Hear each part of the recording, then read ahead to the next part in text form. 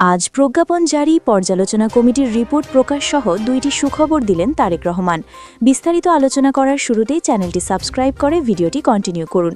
আজ অর্থমন্ত্রী আমির খসরু ও পরিকল্পনা উপদেষ্টার মাঝে একটি বৈঠক অনুষ্ঠিত হওয়ায় সরকারি চাকরিজীবীদের বেতন বৃদ্ধির নতুন সুপারিশ করা হয়েছে। পে কমিশনের চেয়ারম্যান জাকির আহমেদ খান বলেন, বাংলাদেশের সরকারি চাকরিজীবীরা দীর্ঘদিন ব্যাপক সমস্যায় জর্জরিত থাকলেও বেতন বৃদ্ধিতে অনীহা ছিল পরিবার সরকারের, যার ফলে নতুন সরকার সময় বিলম্ব না করে দ্রুত গ্যাজেট প্রকাশের নতুন সিদ্ধান্ত নিয়েছেন। তার সিদ্ধান্তগুলো বাংলাদেশের ২২ লক্ষ সরকারি চাকরিজীবীদের অর্থনৈতিক উন্নয়নের বিশেষ মাপকাঠি হয়ে দাঁড়িয়েছে। পরিকল্পনা উপদেষ্টা বলেন, বাংলাদেশে এখন পর্যন্ত সরকারি চাকরিজীবীরা তাদের দাবি বাস্তবায়নের জন্য সোচ্চার আছেন। তারা অধীর আগ্রহ নিয়ে পূর্বের সরকারের কাছে বেতন বৃদ্ধির দাবি জানালেও তারা কার্যকর না করার ফলে নতুন সরকারের কাছে বারবার স্মারকলিপির মাধ্যমে গ্যাজেট প্রকাশের দাবি জানায়। তাই আজ সংশ্লিষ্ট কর্তৃপক্ষের একাধিক সূত্র নতুন গ্যাজেট প্রকাশের চূড়ান্ত সুপারিশ করেন। প্রধানমন্ত্রী তারেক রহমান আজ সকাল 10 ঘটিকায় বৈঠকে উপস্থিত ছিলেন।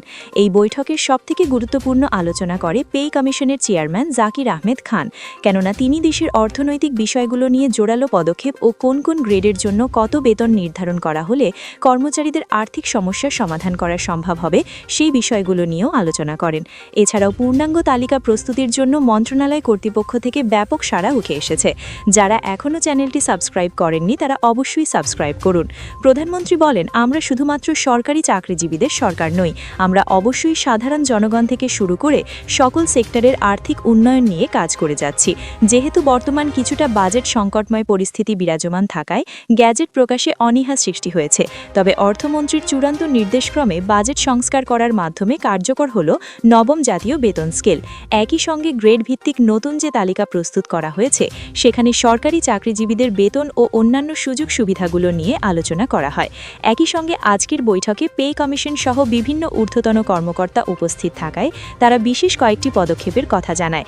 তাদের ভাষ্যমতে অবশ্যই সরকারি চাকরিজীবীদেরকে নবম জাতীয় বেতনের আওতায় আনার পাশাপাশি বাড়ি ভাড়া, চিকিৎসা ভাতা সহ অন্যান্য ভাতা সংযোজন করতে হবে।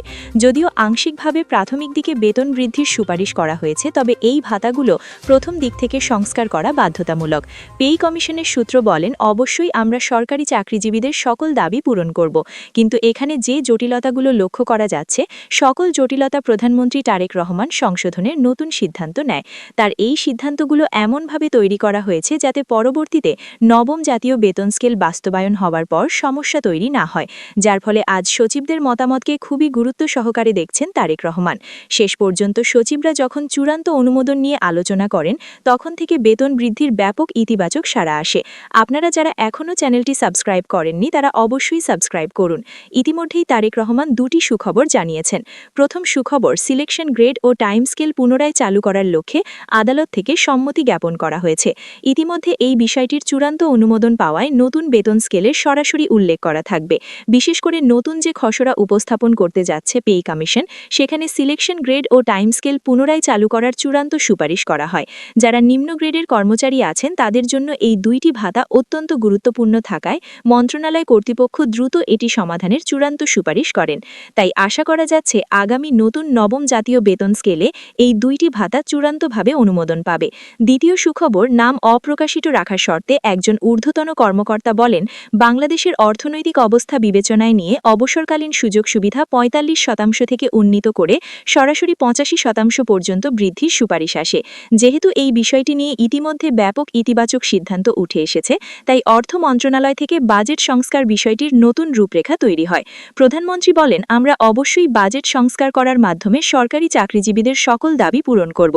এখন বাজেট সংস্কার অবশ্যই বাৎসরিক ৭০,০০০ কোটি টাকা বরাদ্দ ঘোষণা করতে হবে। এটার জন্য অর্থ মন্ত্রণালয়ের সঙ্গে ইতিমধ্যে আলোচনা হয়েছে।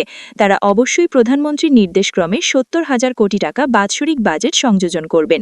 ভিডিওটি শেষ করার পূর্বে যারা এখনও আমাদের এই চ্যানেলের নতুন সদস্য আছেন তারা পরবর্তী আপডেট পেতে চ্যানেলটি সাবস্ক্রাইব করে আমাদের সঙ্গেই থাকুন।